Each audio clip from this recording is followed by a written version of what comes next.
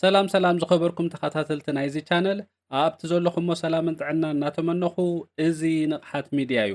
ኣብ ዝሓለፈ ቪድዮ ኩነታት ኣየር ዓለምና ካብ ዝኸፍአ ናብ ዝገደደ ዝብል ኣርእስቲ ክንርኢ ከለና ብሓፈሻ ንህሉ ኩነታት ዓለማዊ ዋዒ ጠንቁን ሳዕቤኑን ብዝተወሰነ መልክዑ ክንሪኦ ፈቲና ነርና። ንሎሚ ድማ ናቱ መቐፀልታ ኮይኑ ብዛዕባ እቲ ንኩነታት ኣየር ዓለምና ተሓላቕን ተጣባቕን ማሕበር ዝኾነ ፓሪስ ክላይመት ኣግሪመንት ዝምልከት ታሪኻዊ ኣመጻጽኡን ከምኡውን እንታይ ኣፍረየልና ክንርኢ ክንፍትን ኢና። ምሳይ ጽንሑ ኣይተርሐቑ። ጉዳይ ዓለማዊ ዋዒ ግሎባል ዋርሚንግ ምስ ምምጻእ ኢንዳስትርያዊ ምዕባለ ኢንዳስትሪያል ሪቮሉሽን ዝተተሓሓዘ ኮይኑ ኣብቲ ቅድመ ኢንዳስትሪ ማለት ቅድሚ 18 ክፍለ ዘመን እቲ ዝወፅእ ዝነበረ ሕማቕ ጋዝ ወይ ካርቦን ዳይኦክሳይድ ኣዝዩ ውሑድ ስለ ዝነበረ ጉዳይ ዓለማዊ ዋዒ ከም ኣርእስቲ ይለዓል ኣይነበረን። እንተኾነ ግን ድሕሪ 18 ክፍለ ዘመን ምስ ምጅማር ኢንዳስትሪያዊ ምዕባለ ናብ ኣየር ዝወፅእ መጠን ካርቦን ዳይኦክሳይድ ብተዓጻጻፊ ክውስኽ ጀሚሩ። እዚ ድማ ኣብቲ እዋን እቲ ማዕድናዊ ከሰል ወይ ድማ ሕመት ንምዕባለ ኢንዳስትሪ ኣዝዩ ወሳኒ ስለ ዝነበረ ብብዝሒ ይጥቀምሉ ብምንባሮም እዩ።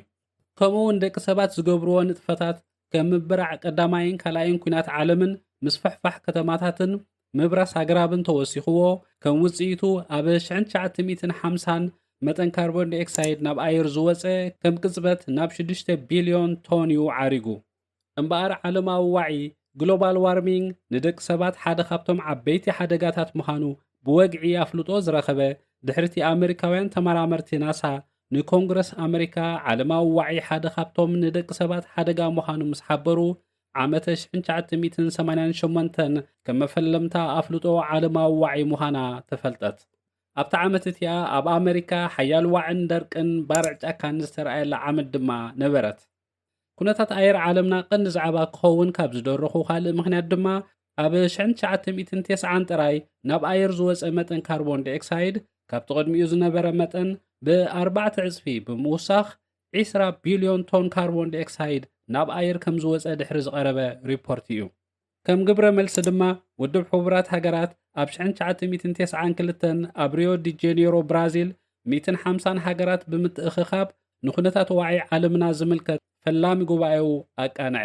ድሕሪዚ ድማ ዓለማዊ ዋዒ ንደቂ ሰባት ቀንዲ ስግኣት ምዃኑ ተኣሚኑሉ ፍታሕ ንምንዳይ ዓለም ለኻዊ ዘተ ዝጀመሩ።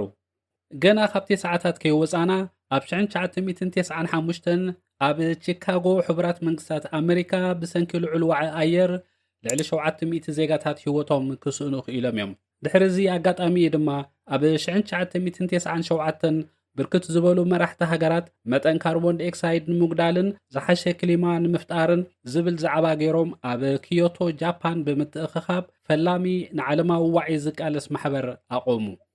እምበኣርቲ ብስምምዕ ኪዮቶ ፕሮቶኮል ዝፍለጥ ንክሊማ ዓለምና ዝጣበቕ ፈላሚ ማሕበር 192 ኣባላት ሃገራት ዝሓቆፈ ግን ድማ ብኢንዳስትሪ ዝማዕበላን ኣብ ምምዕባል ዝርከባ ሃገራትን ኢሎም ኣብ ክልተ ጉጅለ ብምክፍፋል እቲ ተጽዕኖ ምጉዳል መጠን ካርቦን ዳይኦክሳይድ ኣብተን ብኢንዳስትሪ ዝማዕበላ ሃገራት ዝጸቅጥን ዘገድድን ብምንባሩ በዚ ዝተቆጥዐት ኣሜሪካ ካብቲ ስምምዕ ብመገዲ ፕሬዚደንት ጆርጅ ዳብልዩ ቡሽ ኣቢላ ኣንሰሓበት። ሃገረ ካናዳ ብወገና ነቲ ከተጉድሎ ዝተተመነላ መጠን ካርቦን ዳይኦክሳይድ ኣብ ግዚኡ ከተተግብሮ ብዘይ ምኽኣላ ካብቲ ማሕበር ዝጽበያ ዝነበረ ቢልዮናት ዶላራት መቕጻዕቲ ከተመልጥ ካብቲ ማሕበር ኣንሰሓበት። እቲ ማሕበር ኪዮቶ ፕሮቶኮል ሃገራት ዝተተመነለን መጠን ካርቦን ዳይኦክሳይድ ኣብ ሰዓት እንተዘያጉዲለንኦ ከቢድ ገንዘባዊ መቕጻዕቲ ይገብረለን ነበረ። እምበኣር እቲ ማሕበር ናብ ውድቀት ዘምርሖ እተን ብብዝሒ መጠን ካርቦን ዳይኦክሳይድ ናብ ኣየር ሰዳ ቻይናን ህንድን ምስ ኣብ ምምዕባል ዝርከባ ሃገራት ተቆፂረን ካብቲ ተጽዕኖ ምጉዳል መጠን ካርቦን ዳይኦክሳይድ ነፃ ብምንባረን እቲ ማሕበር ብኣግኡ ፈተና ገጠሞ። በዚ ድማ እቲ ማሕበር ጸኒሑ ትርጉም ኣልቦ ኾነ። እምበኣር ማሕበረሰብ ዓለም ንመተካእታ ኪዮቶ ፕሮቶኮል ሓሰው ክብሉ ድሕሪ ምጽናሕ ኣብ መወዳእታ 2015 ብርክት ዝበሉ መራሕቲ ንዓለማዊ ዋዒ ዛዕባ ዝገበረ መፍትሒ ከናድዩ ኣብ ፓሪስ ተኣከቡ። ብፓሪስ ክላይመት ኣግሪመንት ዝተጸውዐ ማሕበር ብምምስራት ድማ ነዚ ኣጋጢሙ ዘሎ ዓለማዊ ዋዒ ንምምካት 195 ሃገራት ክጽንበረኦ ከለዋ ኤርትራ ዶንግያ ነቲ ማሕበር ዝተጸንበረቶ ሃገር ክትኸውን ከላ ዛጊት ከም ኢራን፣ የመን፣ ሊብያ ገና ነቲ ማሕበር ዘይተጸንበረኦ ሃገራት እየን። እምበኣር ንገለ ካብ ቀንዲ ዓላማታት ናይቲ ማሕበር ንምጥቃስ ነቲ ብልዑል ናህሪ ዝውስኽ ዘሎ ዋዒ ዓለምና ብ1.5 ዲግሪ ሴንቲግሬድ ንምጉዳል ዝብል ኮይኑ ነዚ ክውን ንምግባር ድማ ኩለን ሃገራት ማዕረ ሓላፍነት ይስከማ። ከምኡውን እተን ዝማዕበላ ሃገራት ነተን ኣብ ምምዕባል ዝርከባ ሃገራት ኣብ ምምካት ዓለማዊ ዋዒ ፋይናንሳዊ ሓገዝ ክገብራለንን ክተሓጋገዘንን ከምኡውን ነፍሲ ወከፍ ሃገር ንዓለማዊ ዋዒ ንምምካት ዝገበረቶ ጻዕሪ ሪፖርት ብምግባር ዘለዋ ተወፋይነትን ግልጽነትን ከተርኢ ብመሰረት ዓንቀጽ 28 ዝኾነት ሃገር ካብቲ ስምምዕ ክትወፅእ ከም ትኽእል ዘፍቅድ ክኸውን ከሎ ዛጊት ኣሜሪካ ካብቲ ማሕበር ምውፃእ ክትእውጅ ከላ ንኣሜሪካ ተኸቲለን ክወፃ ዝተደናደና ሃገራት ከም ኣርጀንቲናን ኢንዶኔዥያን ካብ ማሕበረሰብ ዓለም ክወርደን ዝኽእል ተጽዕኖ ሰጊአን ክቕጽላ ተገዲደን ኣለዋ። ብቐንዱ እዚ ማሕበር ዝደፍኣሉ ዘሎ ሃገራት ንመመንጨዊ ኤሌክትሪክ ኢለን ካብ ፎሲል ፊውል ማለት ጋዝ፣ ዘይቲ፣ ከሰል ካብ ምጥቃም ተቆጢበን ዝያዳ ኣብ ሪኒዋብል ኢነርጂ ከም ፀሓያውን ንፋሳውን ማያውን ፀዓት ክጥቀማ ምትብባዕን ምሕጋዝን ኮይኑ ከምኡውን መንግስታት ንፎሲል ፊውል ዝገብርዎ ድጎማ ደው ከብልዎ ምፅዓር እዩ። እምበኣር ስምምዕ ፓሪስ ቀንዲ ዓላምኡ ዓለማዊ ዋዒ ብ1.5 ዲግሪ ሴንቲግሬድ ንምጉዳል እኳ እንተኾነ ግን ኣብ ባይታ ዘጋጥም ዘሎ ክጎድል ዘይኮነስ እንዳገደደ ብምኻዱ ነዚ ማሕበር ውፅኢታውነቱ ኣብ ምልክት ሕቶ ኣእትይዎ ይርከብ። ብቐንዱ እቲ ማሕበር ኣብ 2022 ኣብ ሃገረ ግብፂ ሸርመሸኽ ኣብ መበል 27 ጉባኤኡ ዘቀናዕሉ ንኣብ ምምዕባል ዝርከባ ሃገራት ንዋዒ ዓለምና ንምምካት ዝግበር ሓገዝ ልዕሊ $100 ቢልዮን ክሕግዝ ዝኣተዎ መብፅዓ ከተግብር ብዘይምኽኣሉ ፈተና ገጢምዎ ይርከብ።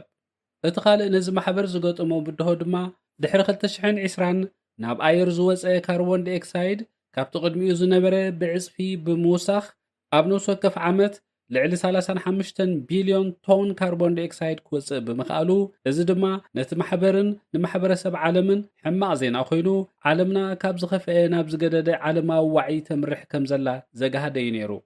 ከም ሳዕቤኑ ኣብ 2023 ኣብ ካናዳ ብሰንኪ ልዑል ዋዒ ኣየር ንኣዋርሕ ዝቐጸለ ልዕሊ 18 ሚልዮን ሄክታር መሬት ክቃጸል ከሎ ካብቲ ባርዕ ዝወፀ ትኪ ክሳብ ከተማ ኒውዮርክ ከምኡውን ከተማታት ኣውሮጳ ክርአ ምኽኣሉ ፍሉይ ተርእዮ እዩ ነይሩ።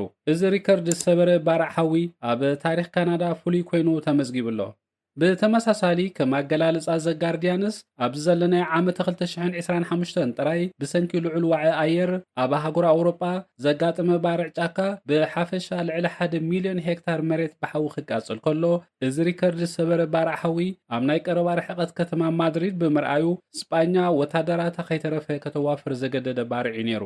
ብተወሳኺ ዓመት 2024 ዝዋዓየት ዓመት ተባሂላ ክትፍለጥ ከላ ዋዒ ዓለምና ብ1.5 ዲግሪ ሴንቲግሬድ ብምውሳኽ ሪከርድ ዝሰበረት ዓመት ኮይና ተመዝጊባ እያ። እምበኣር ነዚ ንወዲ ሰብ ሓደጋ ኮይኑ ዘሎ ዓለማዊ ዋዒ ንምቅላስ ፓሪስ ኣግሪመንት ሃገራት ዘውፅኦ መጠን ካርቦን ዳይኦክሳይድ ከጉድላ ኣብ ክንድኡ ንመመንጨዊ ሓይሊ ኤሌክትሪክ ካብ ካርቦን ነፃ ዝኾነ ሪኒዋብል ኢነርጂ ክጥቀማ ቀጻሊ ፃዕርያ ምግባር ክርከብ ከሎ ከም ውፅኢቱ ድማ 15 ሃገራት ኣውሮጳ ካብ ከሰል ምጥቃም ነፃ ምዃነን ክእውጃ ከለዋ እዚ ድማ ዓብዪ ሩፍታ ንኩነታት ኣየር ዓለምና ፈጢሩ ይርከብ።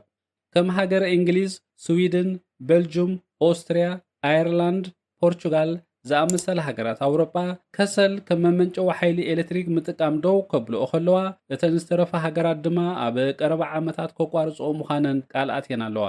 ብሓፈሻ እተን ብዙሕ መጠን ካርቦን ዳይኦክሳይድ ናብ ኣየር ብምውፃእ ንክሊማ ዓለምና ኣብ ምብካል ኣሉታዊ ተራ ዝፃወታ ዘለዋ ብኢንዳስትሪ ዝማዕበላ ሃገራት ከም ሃገረ ቻይና፣ ህንዲ፣ ኣሜሪካ፣ ሕብረት ኣውሮጳ ቢልዮናት ገንዘብ ሰሊዐን ኣብ ንፋሳውን ፀሓያውን ፀዓት ኣዲህበን ፃዕርታት ይገብራ ብምህላውን እዚ ድማ ንምምሕያሽ ዋዒ ዓለምና ተስፋ ዝህብ ኮይኑ ተረኺቡሎ።